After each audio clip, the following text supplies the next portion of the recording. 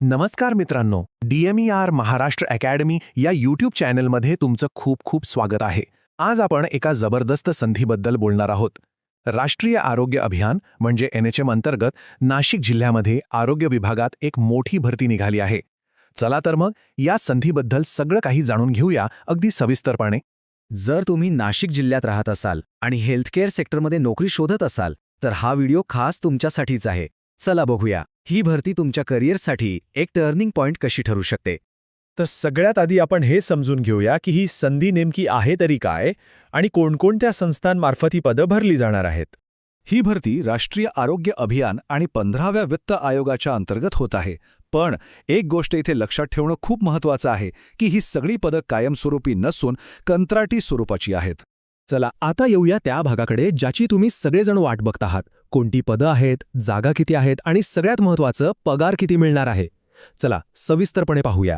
बघा, इथे तुम्हाला सगळी माहिती दिसेल. पब्लिक हेल्थ स्पेशलिस्ट पदासाठी तब्बल 35,000 रुपये पगार आहे.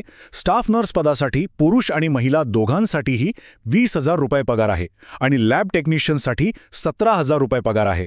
जागांची संख्यासुद्धा तुम्ही बघू शकता. विशेषतः स्टाफ नर्स महिलांसाठी खूप जागा आहेत.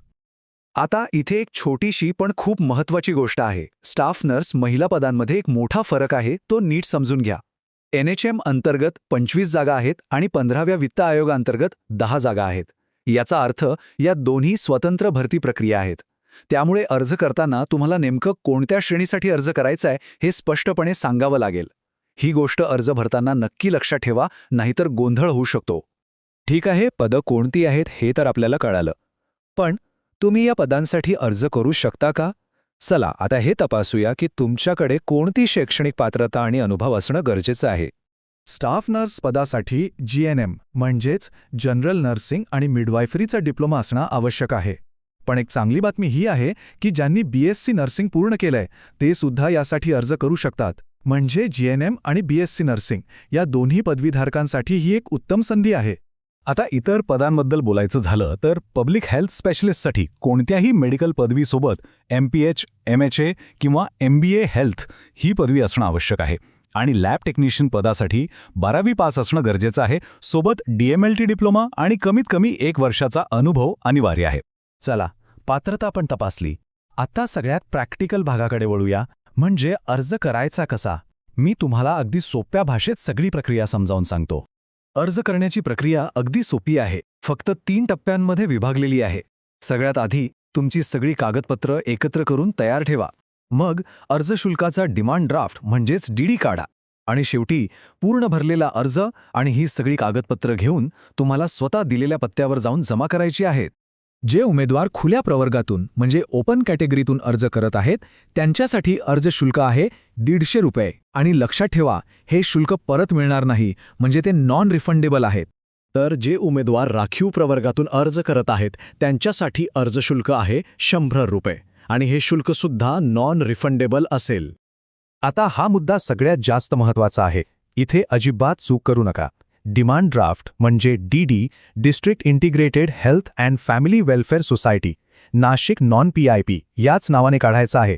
नावात कोणतीही चूक होऊ देऊ नका, नाहीतर अर्ज बाद होऊ शकतो. बरं, अर्जासोबत काय काय जोडायचे? तुमचं पूर्ण भरलेला अर्ज, वयाचा पुरावा, तुमचं पदवी किंवा डिप्लोमा सर्टिफिकेट, सगळ्या वर्षांच्या मार्कलिस्ट, अधिकृत सही शिक्क्यासोबत अनुभवाचं प्रमाणपत्र आणि जर लागू असेल तर जातीचं प्रमाणपत्र आणि हो, लहान कुटुंबाचं घोषणापत्र जोडायला अजिबात विसरू नका. चला आता आपण ह्या संपूर्ण प्रक्रियेतील शेवटच्या पण सगळ्यात महत्त्वाच्या भागाकडे आलो आहोत. तारखा, वेळ आणि ठिकाण याकडे विशेष लक्ष द्या. ही माहिती खूप जास्त महत्त्वाची आहे. तुम्हाला अर्ज आणि सगळी कागदपत्र घेऊन येत्या 25 तारखेला सकाळी बरोबर 10 वाजता सभागृह, नवीन प्रशासकीय इमारत, जिल्हा परिषद नाशिक येथे स्वतः हजर राहायचं आहे. ही तारीख आणि वेळ अजिबात चुकवू नका. जाता जाता या नोकरीबद्दल अजून एक गोष्ट स्पष्ट करतो. हे कंत्राट सुरुवातीला 11 महिने आणि 29 दिवसांसाठी असेल. पण जर तुमचं काम चांगलं असेल आणि पुढे प्रकल्पाची गरज असेल तर या कंत्राटात मुदतवाढ मिळण्याची पूर्ण शक्यता आहे.